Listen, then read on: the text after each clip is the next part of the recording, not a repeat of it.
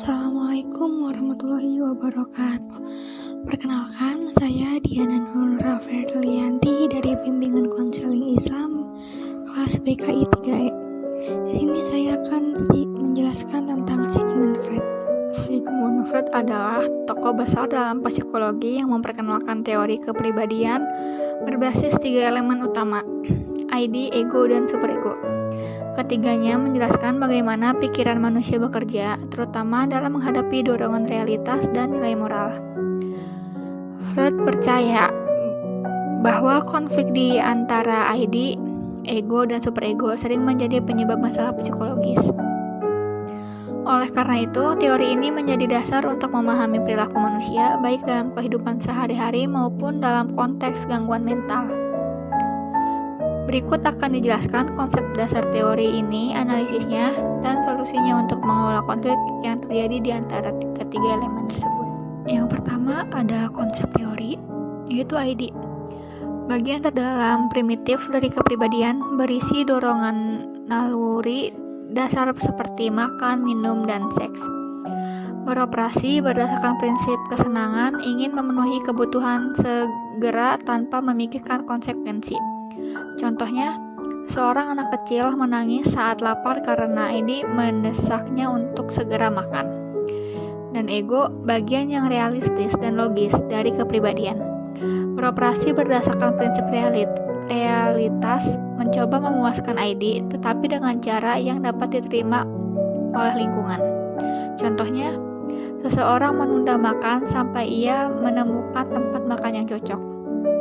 Superego, bagian moral dan etis dari kepribadian, berisi nilai-nilai norma dan hati nurani yang didapatkan dari lingkungan keluarga, agama, dan masyarakat, berfungsi mengontrol ID agar tidak bertindak secara egois. Contohnya, seseorang merasa bersalah karena melanggar aturan agama. Yang kedua, analisis materi. Freud menjelaskan bahwa ketiganya sering bertentangan satu sama lain. ID versus superego. ID mendorong kepuasan instan, sedangkan superego menahan agar tetap sesuai norma.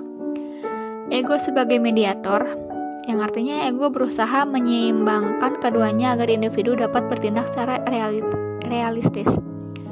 Ketidakseimbangan di antara ketiga komponen ini dapat mempengaruhi kesehatan mental. Jika ID dominan, perilaku impulsif tidak terkendali, misalnya kecanduan.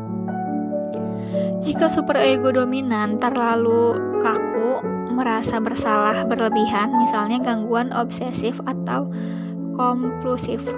Jika ego lemah, sulit mengendalikan konflik internal, menyebabkan kecemasan atau depresi. Solusinya terhadap konflik ID, ego, dan superego.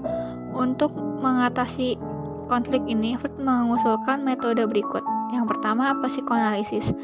Mengenali konflik bawah sadar melalui terapi, membantu pasien memahami akar masalah dan menyelesaikan konflik mental. Yang kedua, mekanisme pertahanan ego. Ego menggunakan mekanisme pertahanan untuk mengatasi kecemasan akibat konflik ID dan superego. Contohnya, represi, menekankan ingatan yang menyakitkan ke alam bawah sadar. Sublimasi, mengubah dorongan negatif menjadi perilaku yang diterima, misalnya seni. Yang ketiga, latihan kesadaran. Mindfulness membantu individu mengendalikan impuls ID dan berdamai dengan moralitas superego melalui kesadaran penuh akan pikiran dan emosi. Kesimpulannya yaitu, teori Freud mengajarkan bahwa keseimbangan antara ID, ego, dan superego adalah kunci untuk kesehatan mental. Dengan memahami bagaimana ketiga komponen ini bekerja, kita dapat mengelola konflik internal dan mengingatkan pengenalan diri.